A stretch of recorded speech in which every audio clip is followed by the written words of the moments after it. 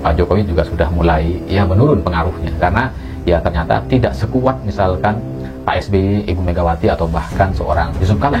Jadi dari apa yang terjadi kemarin dan kemudian 4 Pulau Aceh dikembalikan ke Aceh, dan ini secara otomatis membatalkan keputusan yang dikeluarkan oleh Kemendagri.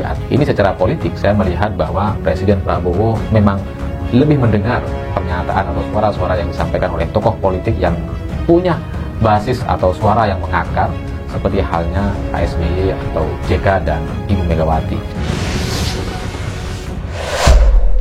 Bismillah, assalamualaikum guys. Berjumpa lagi di channel Jurnal Terupdate. Oke guys, jadi pada waktu dulu pernah diberitakan oleh Suara Nasional, Better pernah mengungkap bahwa Pak Jokowi ingin menjungkalkan kursi Bu Megawati dari Ketua Umum PDIP guys. Tapi pada akhirnya malah terjungkal sendiri. Dan pada saat ini pun sepertinya pengaruh Pak Jokowi dinilai mulai luntur karena Pak JK dan Pak SBY malah lebih didengar guys. Jadi tak perlu berlama-lama, untuk lebih jelasnya langsung saja kita simak bersama-sama video ini guys. Bismillah.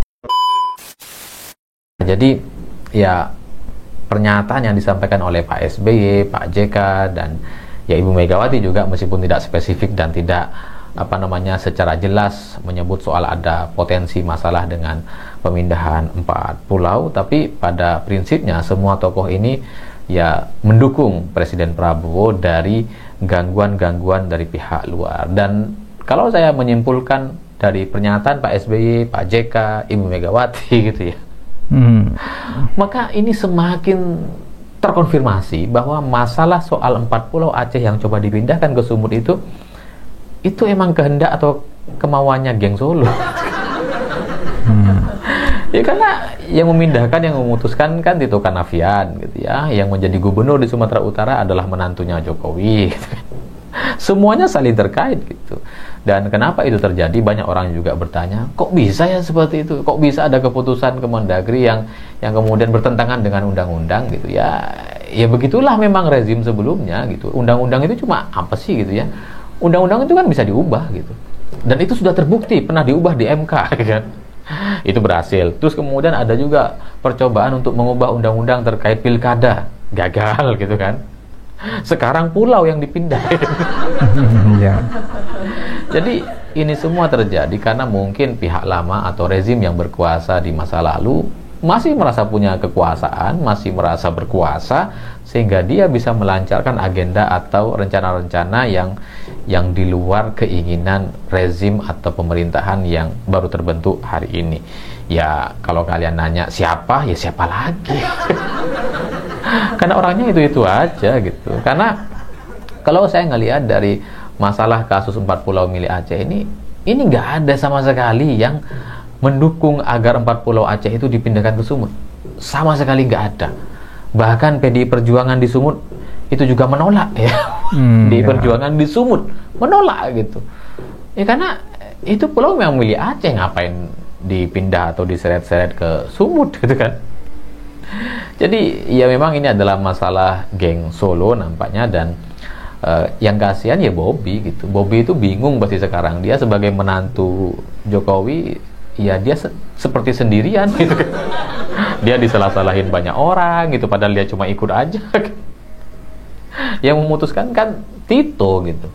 Bobby kan cuma ikut-ikut aja, dia nggak ngerti gitu. Dan di tengah situasi seperti ini nggak ada yang belain dia gitu. Gibran juga mau ngapain? Kaisang, apalagi Kaisang gitu. Pak Jokowi juga nggak bisa bantuin tuh karena sakit gitu kan. Jadi Bobby sendirian. Kasihan sekali saya ngelihat kemarin ketika dia konvers bersama dengan Gubernur Aceh, dengan Pak Tito, dengan Mensesnek. Kasihan tapi juga lucu ngelihat mukanya. Karena dia dianggap orang yang yang ingin mengambil gitu, terus kemudian nggak dikasih, diambil balik sama pemiliknya, dan dia harus menyaksikan proses itu secara terbuka dan bersama-sama. Itu sangat menyakitkan sekali pasti. Kalau dari saya, Bobi Nasution ini dipermalukan secara sempurna di acara konvers kemarin, karena dalam proses masalah soal 4 pulau milik Aceh ini, pihak lawan atau pihak Acehnya, gubernur Acehnya itu santai gitu, tidak agresif, tidak kemudian aktif untuk melakukan lobby-lobby dan sebagainya. Santai-santai saja gitu. Ya yang marah paling masyarakat Aceh gitu. Tapi Bobi kan udah ke sana kemari. Ya, jadi dari apa yang terjadi kemarin dan kemudian 4 pulau Aceh dikembalikan ke Aceh, dan ini secara otomatis membatalkan keputusan yang dikeluarkan oleh Kemendagri atau Tito Karnavian. Ini secara politik saya melihat bahwa Presiden Prabowo memang lebih mendengar pernyataan atau suara-suara yang disampaikan oleh tokoh politik yang punya basis atau suara yang mengakar, seperti halnya Pak SBY atau JK dan Ibu Megawati. Ketiganya mungkin lebih didengar, meskipun kalau Pak JK sekarang kan tetap saja menjadi salah satu senior Partai Golkar gitu ya, dibanding mau mendengarkan atau ikut mengakomodir kepentingan-kepentingan geng Solo atau Jokowi. Jadi ya kalau ini sudah diputuskan bahwa 4 pulau Aceh itu dikembalikan ke Aceh, saya melihat seperti itu, bahwa ini Pak Prabowo lebih mendengar orang lain, bukan orang lain, lebih mendengar tokoh-tokoh politik selain Jokowi. Selain kubu atau geng Jokowi. Makanya ya ke depan ini bisa kita prediksi dan kita bisa lihat bersama apakah ini situasi ini akan bertahan sampai mana. Karena terakhir Pak Jokowi bertemu dengan Presiden Prabowo, kalau nggak salah itu udah lama sekali. Waktu bulan puasa, dan habis itu udah nggak ketemu lagi. Itu semakin mengkonfirmasi bahwa ya rezim ini, pemerintahan ini yang meskipun di awal kampanye mengatakan rezim keberlanjutan, lanjutkan dan sebagainya, sepertinya hari ini sudah mulai memberikan satu langkah yang berbeda, sama sekali berbeda dengan apa yang dilakukan oleh Pak Jokowi, baik itu trik-trik politik atau cara-cara yang dilakukan untuk membuat kebijakan atau keputusan. Dan di luar itu memang mungkin Pak Jokowi juga sudah mulai ya menurun pengaruhnya, karena ya ternyata tidak sekuat misalkan Pak SBY, Ibu Megawati, atau bahkan seorang Yusuf Kala. Kalau Pak SBY mungkin karena ya anaknya Ketua Umum Partai Demokrat gitu ya. Kalau Ibu Megawati ya masih menjadi Ketua Umum Partai PDI Perjuangan. Tapi kalau Pak JK kan ini kan udah nggak jadi ketua partai dan sudah ya senior atau berada di luar kepengurusan aktif Partai Golkar gitu. Jadi ya bahkan dengan Pak JK pun kayaknya Pak Jokowi kalah pengaruh. Padahal Pak JK cuma pernah wapres 2 periode gitu. Ya itulah politik, dan memang Pak Jokowi sebenarnya yang membuat Pak Jokowi kuat itu hanya kelompok relawannya, dan sekarang hampir semua relawannya sudah tidak ada yang berkutik atau tidak ada lagi yang loyal kepada Pak Jokowi. Makanya kemudian pengaruhnya sudah menurun, dan Presiden Prabowo sepertinya melihat itu semua bahwa oke guys, jadi ini guys beritanya. Ini ada berita dari Suara Nasional yang berjudul ingin jungkalkan Megawati, Peter alasan PDIP pecat Jokowi. Jadi berita ini diupload pada tanggal 6 Desember 2024 guys, kemarin.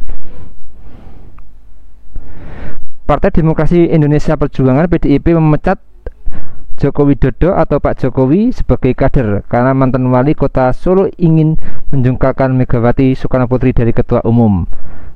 Ternyata secara diam-diam Pak Jokowi berminat untuk merebut menjadi ketua umum PDIP dan ketahuan, makanya segera dipecat, kata kader PDIP yang dekat dengan almarhum Taufik Kemas, Peter Suryadi, kepada redaksi suaranasional.com guys. Peter mengatakan bahwa Pak Jokowi merasa mempunyai pengikut dan relawan yang banyak, dan sebagai presiden bisa mengendalikan para elit PDIP sehingga bisa merebut ketua umum partai berlambang banteng mocong putih. Benar bahwa selama belasan tahun Pak Jokowi di PDIP, dia telah punya pengikut yang militan dan jumlahnya cukup banyak, ungkapnya. Tidak bisa mensejahterakan rakyat kecil dan berpihak ke oligarki, kata Peter, juga menjadi alasan PDIP memecat Jokowi sebagai kader PDIP. Jokowi tidak menjalankan tugas-tugas partai, terutama mensejahterakan wong cilik, bahkan malah pro kepada oligarki, pungkasnya guys. Jadi itu guys, mungkin rahasia yang dibongkar oleh Peter Suryadi dulu soal kenapa alasan Pak Jokowi ternyata dipecat dari PDIP guys. Jadi kira-kira ini benar atau tidak, wallahu a'lam guys. Ini yang tahu adalah Betor Suryadi sendiri guys. Jadi mungkin itu yang bisa saya jelaskan untuk video kali ini. Bagaimana menurut kalian soal video ini? Tulis komentarnya di bawah ini ya guys. Saya izin pamit dulu. Wassalamualaikum warahmatullahi wabarakatuh.